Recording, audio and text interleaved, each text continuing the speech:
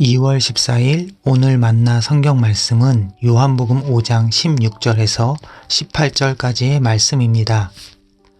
그 일로 유대 사람들은 예수께서 안식일에 그러한 일을 하신다고 해서 그를 박해하였다. 그러나 예수께서는 그들에게 말씀하셨다. 내 아버지께서 이제까지 일하고 계시니 나도 일한다. 유대 사람들은 이 말씀 때문에 더욱더 예수를 죽이려고 하였다. 그것은 예수께서 안식일을 범하셨을 뿐만 아니라 하나님을 자기 아버지라고 불러서 자기를 하나님과 동등한 위치에 놓으셨기 때문이다. 아멘. 오늘 만나로 만나주시는 하나님을 기대합니다. 어제에 이어 오늘 말씀에서 예수님은 유대인들에게 박해를 받으십니다. 그 이유는 예수님께서 한 중풍병자를 고치셨기 때문인데 공교롭게도 그날은 안식일이었습니다. 유대인들은 안식일에 일을 하지 않습니다. 하나님께서 주신 10계명 가운데 네 번째 계명, 안식일을 기억하여 거룩하게 지키라 하는 말씀을 철저히 지켜왔기 때문입니다. 그런데 오늘 말씀을 자세히 살펴보면 유대인들이 예수님을 박해했던 이유는 단순히 안식일에 병을 고치셨기 때문만이 아닙니다. 그보다 더 결정적인 이유는 하나님에 대한 예수님의 자기 고백에 있었습니다. 17절과 18절 말씀을 다시 한번 읽어보겠습니다. 그러나 예수께서는 그들에게 말씀하셨다. 내 아버지께서 이제까지 일하고 계시니 나도 일한다. 유대 사람들은 이 말씀 때문에 더욱더 예수를 죽이려고 하였다.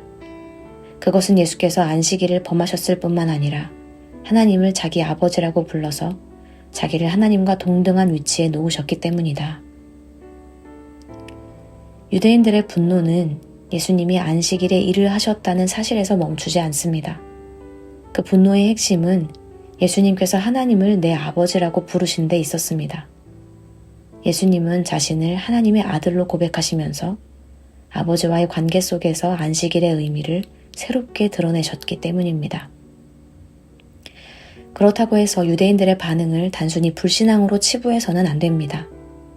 그들에게 있어 안식일을 지키는 것은 하나님과 맺은 언약을 지키는 일이었고 거룩하신 하나님의 뜻을 따라 살아가려는 진지한 신앙의 표현이었기 때문입니다.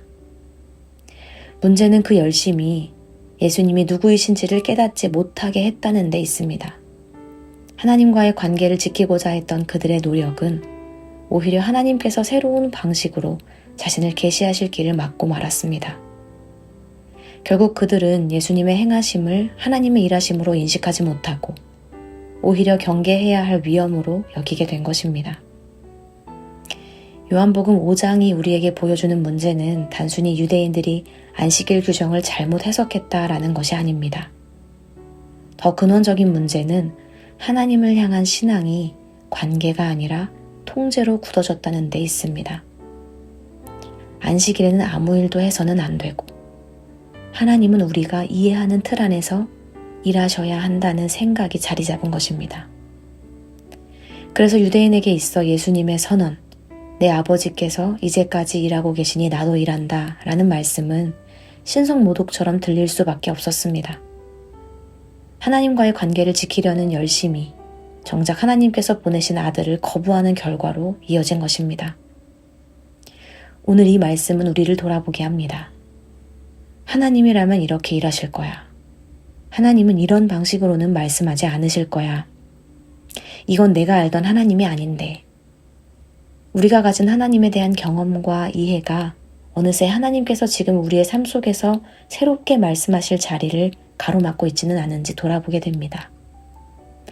참된 신앙은 살아계신 하나님 앞에 자신을 열어두는 자세로부터 시작됩니다. 하나님이 내 삶을 통해 어떻게 일하실지 기대함으로 겸손히 나아갈 때 우리는 우리의 생각과 이해를 넘어 역사하시는 주님을 경험하게 될 것입니다.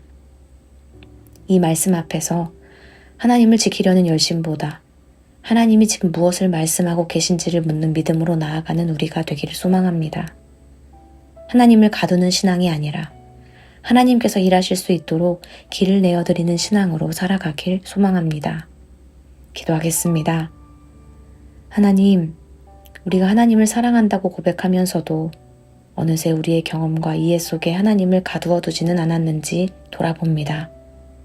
예수 그리스도를 통해 드러내신 하나님 아버지의 마음을 깨닫게 하시고 우리의 기준이 아니라 주님의 일하심을 분별하는 믿음을 더하여 주옵소서. 예수님의 이름으로 기도합니다. 아멘. 이제 두 가지 기도 제목으로 함께 기도하겠습니다. 첫째로 말씀을 기억하며 기도하기 원합니다. 주님의 뜻을 지키려는 열심이 정작 주님께서 새롭게 일하시는 자리를 막지는 않았는지 돌아보게 하시고 익숙함보다 순종으로 개인적 확신보다 경청함으로 주님께 나아가게 하옵소서. 둘째로 주일 예배를 위해 기도하기 원합니다. 하나님의 일하심을 기대하며 겸손한 마음으로 예배하게 하옵소서. 주일 예배 가운데 하나님께서 나에게 새롭게 말씀하실 공간을 기쁨으로 열어두게 하옵소서. 이렇게 기도하신 후에 개인 기도하시겠습니다.